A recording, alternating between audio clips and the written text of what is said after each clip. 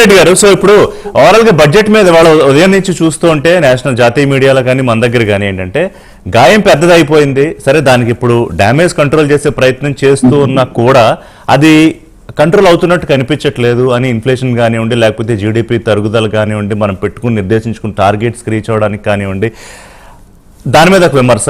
అలాగే ఇక కేటాయింపుల విషయంలో కూడా అనుకున్న స్థాయిలో లేవు. రాష్ట్రాలది ఎలాగో మీరు పొద్దు నుంచి విమర్శలు వింటున్నారు, తెలుగు రాష్ట్రాల నాయకులైతే లిటరల్లీ దే ఆర్ కర్సింగ్.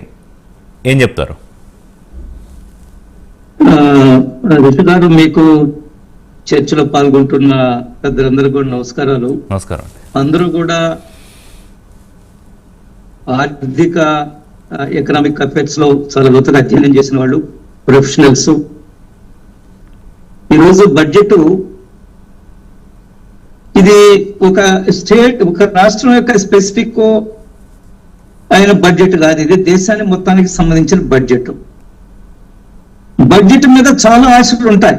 కొన్ని సందర్భాల్లో అన్ని వర్గాల ప్రజలను సంతృప్తి పరచడం అనేది బడ్జెట్కి ఉండే పరిధుల దృష్ట్యా అది చాలా అవకాశం తక్కువగా ఉంటుంది. కానీ ఈరోజు బడ్జెట్ హైప్ క్రియేట్ చేయలేదు, ఆశలు సృష్టించడం లేదు. అంతర్జాతీయ సంస్థలు కొన్ని ఏ విధంగా ఊహించాయో ఆర్థిక మందగమనం ఉంటుంది, 6.3 నుంచి 6.8 వరకు జీడిపి ఉంటుందని ఏదైతే చెప్పారో అదే విధంగా మనం ఈరోజు బడ్జెట్ చూస్తున్నాం. బడ్జెట్ మనకు తెలుసు, నాకు మనందరూ కూడా పెద్దలుగా తెలుసు, 1947లో వచ్చిన బడ్జెట్ కేవలం 171,75,00,000 మాత్రమే. తర్వాత ఏ స్థాయికి వచ్చిందో ఈరోజు మనం 50,65,000 కోట్ల రూపాయల బడ్జెట్ ప్రవేశపెట్టాం.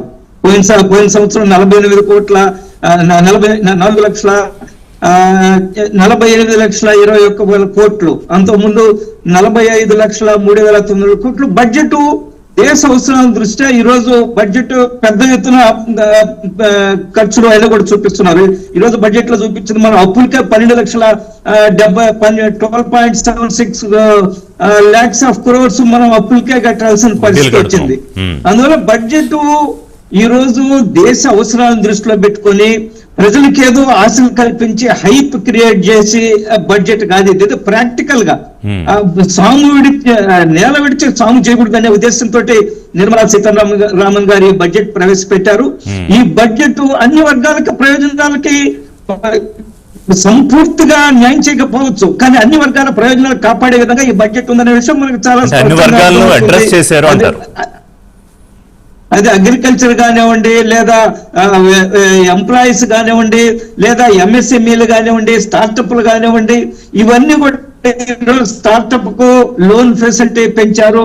అదేవిధంగా కిసాన్ క్రెడిట్ కార్డు అయితే ఉందో అది కూడా 3 లక్షల నుంచి 5 లక్షలు ఇచ్చేటట్టు చూశారు. మనం చూసాం 2014 ప్రభుత్వం, ఎన్డీఏ ప్రభుత్వం వచ్చేటప్పటికి వ్యవసాయానికి కేవలం 20,000 కోట్లు మాత్రమే ఉంది. ఈ రోజు మనం ఎన్ని లక్షల కోట్లు, 1,00,000 కోట్లు ఈరోజు వ్యవసాయానికి కేటాయించాం. వ్యవసాయ ప్రాధాన్యత, పెద్ద ఎత్తున సబ్సిడీలు, ఇవన్నీ కూడా బడ్జెట్ లో మనకు కనిపిస్తున్నాయి. ఇప్పుడు కూడా బడ్జెట్ 2 రకాలుగా ఉంటుంది, temporary short term gains and long term. ఏ విధంగా దేశ భవిష్యత్తును చూడాలా, లాంగ్ టర్మ్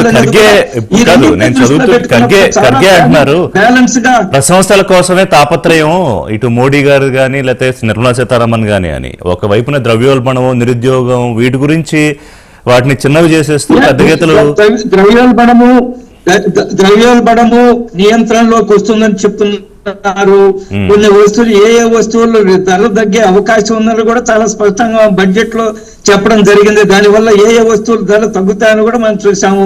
ఈ రోజు ఎంఎస్ఎంఈల విషయంలో ఈ పెద్ద ఎత్తున కేంద్ర ప్రభుత్వ నిధులు ఒక కామెంట్ చేశారు, ఖర్గే కామెంట్ చేశారు ఆంజనేయుడు గారు, అనేక పాపాలు చేసిన తర్వాత ఒక నిమిషం ఖర్గే గారి కామెంట్ ఏంటంటే, అనేక పాపాలు చేసిన తర్వాత భక్తి ఆధ్యాత్మిక మార్గంలో నడవాలనుకుంటోంది బీజేపీ, అది ఎలా కుదురుతుంది? ఇప్పుడు గత 10 ఏళ్లలో మధ్యతరగతి ప్రజల నుంచి దోచుకున్నారు. 54.18 లక్షల కోట్లు పన్ను రూపంలో వసూలు చేసి ఇవాళ ఏదో మీరు 12 లక్షల వరకు పన్ను మినహాయింపు ఉండదని ఇందాక చంద్రశేఖర్ గారు చెప్పినట్టు అంతా కలిపి 1%కే అది మేలు జరుగుతుందని చెప్తున్నారు.